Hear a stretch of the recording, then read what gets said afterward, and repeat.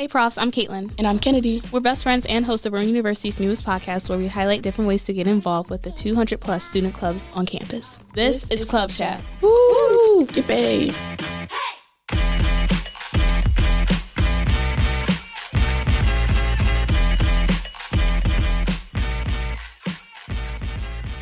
Kynedy, what are you doing?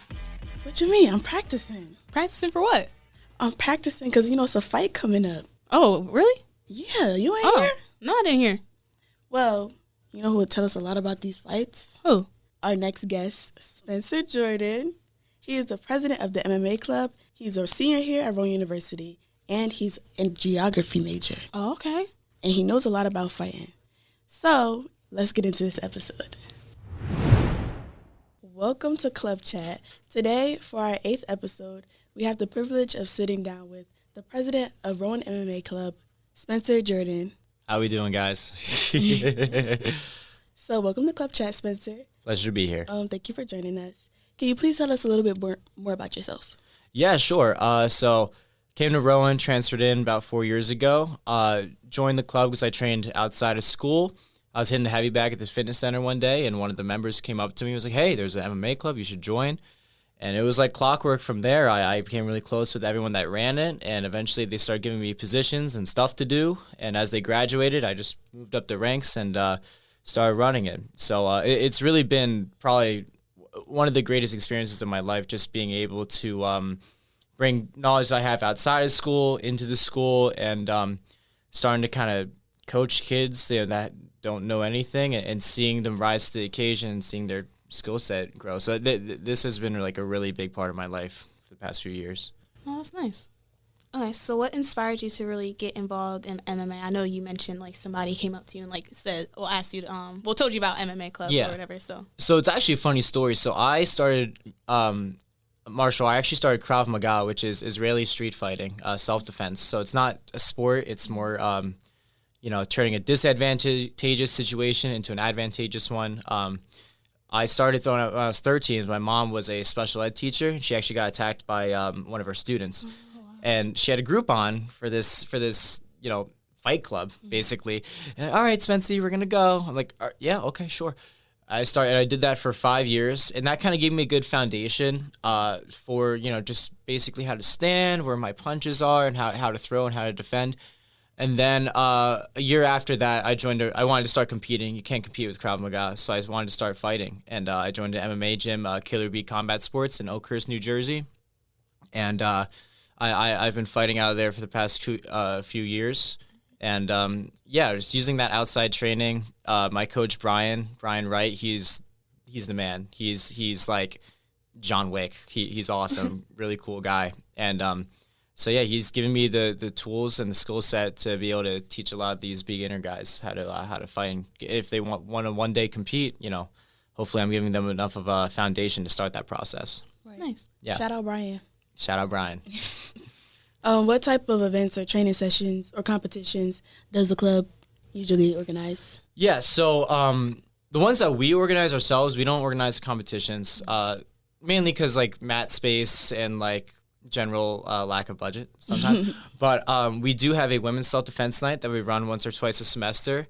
So that is our community event. It's free. It's open to everybody, not just women. We have a lot of couples that come in, and we really like doing that. It's really cool to teach them just some basic skills and get them more comfortable. And often people that do that event with us will actually start coming to the club and start practicing with us afterwards. So that's one of the ones that we do. But then in terms of competitions that we participate in but we don't run, NAGA and Grappling Industries. So NAGA stands for North American Grappling Association. That's like a big jiu-jitsu grappling tournament that a lot of local gyms will do. They hold them at different locations, either in Philly or New York or South Jersey. And so with that one, we compete with a lot of other real MMA gyms, not schools. And then besides that, we do we actually just Saturday did a competition with University of Maryland. They have a very nice space, like permanent mats and everything. They invited like 9 schools to come down. We've been doing this comp with them for the past couple of years, but this was the largest event they did. And so that one specifically is a school-run event where it's college clubs going against other colleges. And that's really cool because we're kind of trailblazing the way for collegiate MMA, collegiate BJJ. because that's not really something that's been done yet. But we want to make it, as official as wrestling, hopefully one day. Yeah. That sounds Nice, nice. yeah. So how do you structure your training sessions so that both beginners and advanced people that are practicing MMA can Sure. So we do a mix of skills, like generally beginner to intermediate. We try the first couple weeks to keep it beginner, so that when we have a bunch of new people come in, they don't feel overwhelmed or anything. Mm-hmm. And we try to progress as we go along. And we'll run practice with like a nice simple warm up, some jogs and burpees and stuff like that. And we set up with a 45-minute kickboxing and 45-minute grappling / jiu-jitsu class. So people have the option of doing both, doing one or doing the other. And then at the end, we have like an open mat time where people can train with each other. Like, hey, I've been working on this thing. Can you help me out with it? That kind of thing.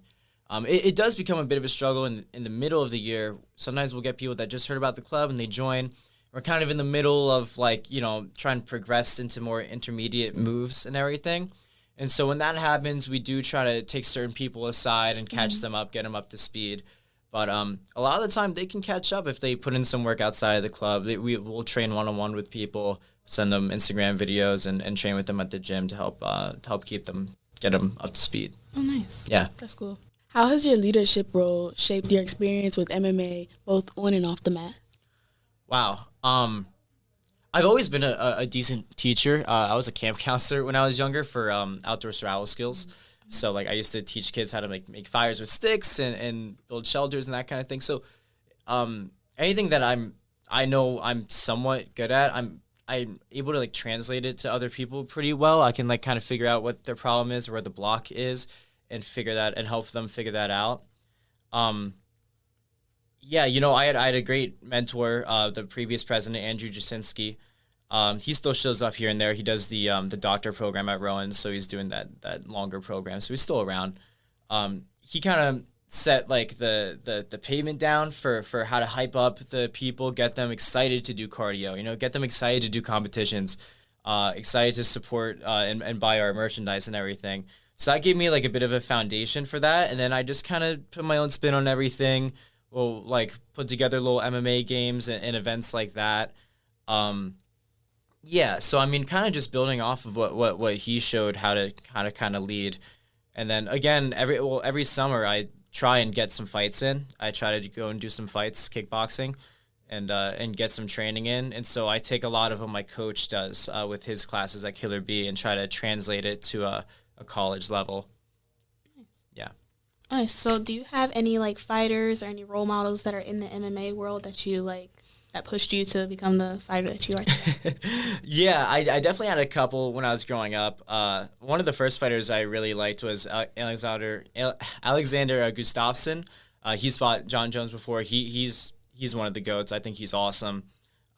He was a bigger guy though, and so I started to get into guys that are my weight, bantamweight, featherweight. That's 135, 145 pounds, and then I started getting into Max Holloway, Peter Yan, and those smaller guys, and especially Tony Ferguson. I really liked Tony Ferguson growing up just because he was crazy, and he'd have blood over his face, and that just hyped him up even more to keep going. And I remember watching clips of him on The Ultimate Fighter, and he was just such a wild card. And just to have someone like that on TV and living the dream, that was really cool to me. I've had other favorites since then. That was when I first got into it. Now I really like watching Andre Feely. He's a really cool guy. And there's some local guys as well. Joe Pfeiffer. He's a Philly fighter. He's I believe he's a top 10 middleweight. I might be getting that wrong. I think he's a 185er. But so yeah, guys that I've met locally. Also won championship. That's another fight championship. They do a lot of Muay Thai as well as MMA.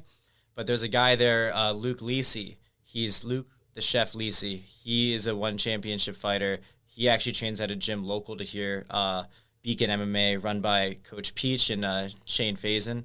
So I went to one of his seminars, and he taught me a lot of really cool things that I've been implementing into my game plan. So it's kind of had a big arc of the guys I started when I was growing up watching, and then the guys I've actually met in person. That's really nice. Yeah. That's cool. So what have been some of the most rewarding moments for you personally, both as a president and as a member of MMA Club? Wow.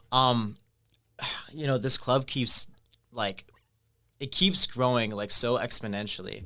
And so it's like every time we reach like one achievement, I'm really proud of it, and then another one comes. I think our past couple of women's self-defense nights have been really, really good. The girls take away a lot from it, and I'm friends with some of them. Like, I'll invite them, and when I'm talking to them after, they're like, wait, I remember this move, and they'll do that. That's always super cool to see. And then for some of our competitions, like, some of these guys that came with no experience, or maybe they're a little down on themselves during training, they're having a rough time training. Sometimes when they really come out the woodwork when the competition is going and the camera's on them, and I'll see guys that I maybe didn't think were gonna do that well, and they do amazing and they win their match, and I'm jumping up, hugging them, and everything. So that's always really cool to see, guys. Just seeing our members' progression from starting out knowing almost nothing and winning medals and tournaments and all that. That's nice, yeah. All right, so what advice would you give to students who are interested in joining an MMA club, but they might feel like a little intimidated or unsure? We get so many questions. One is, do I need experience? And no, you don't. Some of our best competitors started with Rowan MMA. They didn't have any outside training. They started to train after joining. They would train in the summer because they got they got that itch. And then they were like, all right, I got to do as much of this as possible. But they started on the mats of Rowan MMA. And so that's what I'd say. Some of our best guys started, with no experience, just with the club and just hopping in and doing what we do. I know it seems like a scary sport because we're hitting each other and choking each other, but like these are some of the best people I've ever met.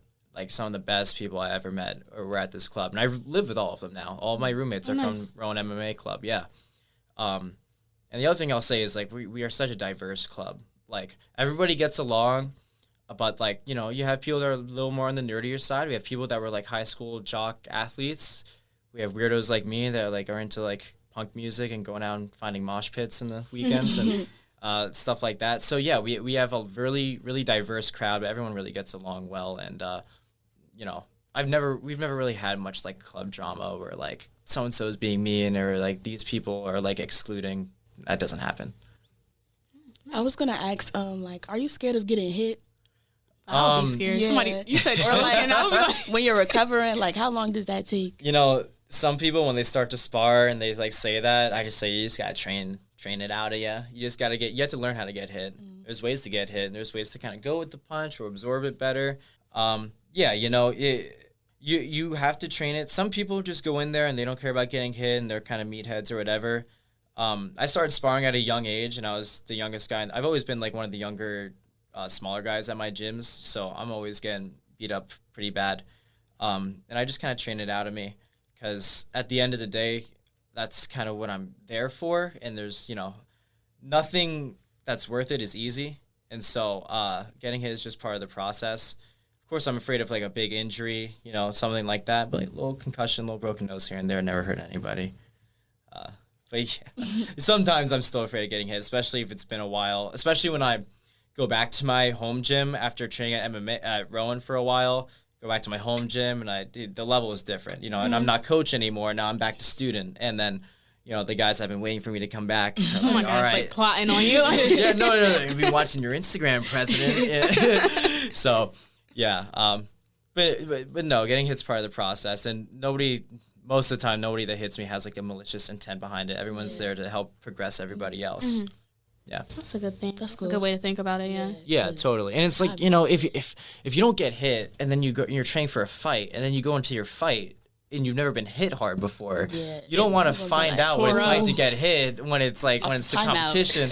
The lights are on you and your mom's there and your girlfriend's there. Yeah. So you want to find out what you're made of on the mats when you're training, not when you're fighting. No, I agree. I would be scared to get hit. Like if you hit me, I'm gonna just sit on the floor. Like you knock me, I'm gonna just stay there. Don't even count to 10. They won. Like please. That's funny. All right, so we're gonna move into our next our game called This or That, but it's gonna be UFC Fighter Edition. Okay, cool. So we're gonna ask you a couple, and then you just pick who. So first one we have Conor McGregor or Khabib. Conor or Khabib? Yeah, it's Khabib. Okay. If you asked me like 5 years ago, like Conor all the way, he's the man. He talks all this trash and everything. But now, my opinions of him have changed. At least he's not the guy he once was. He's not hungry anymore. And I find that he talks a lot of stuff on the internet and doesn't really back it up anymore. So nowadays, I would say Khabib. All that You don't got the hands no more. Well, listen, once you're sleeping in like 2,000 thread silk sheets and like you have a Lamborghini yacht. Yeah, got too comfortable. Got too comfortable. Yeah. Whereas Khabib, like, he could still hop in the cage and beat some people up. So nowadays, I'd say Khabib, but like, old me was a big McGregor fan. Yeah, he was. Everyone was, yeah. Okay, you got John Bone Jones or Tom Espinal. Johnny Bones. Again, if you're looking at none of the drama outside the cage, Johnny Bones. He's the GOAT. He has like almost no weaknesses with wrestling, jiu-jitsu, striking. He's that guy. Tom Aspinall, incredible fighter, like probably one of the best fighters in the world. And I like his personality a little more than John's outside of the cage, but I think in terms of purely like the art form of martial arts, Johnny Bones. He went from lightweight to heavyweight. Like, he got big body. Okay, so the next one, Israel Adesanya or Robert Whittaker.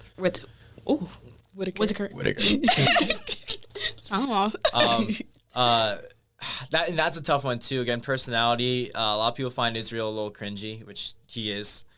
But that's one of those. Again, like he's such an artist in the cage. The way he mixes it up, so the way he finds people's chins sometimes. I gotta give it to Izzy, although I do like Whittaker a lot. He has a lot of heart. He's a super nice guy in all the interviews I've seen.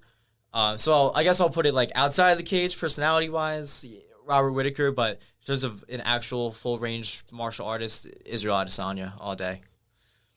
Okay, we have Amanda Nunes or Valentina Shevchenko. Yeah, Wilson.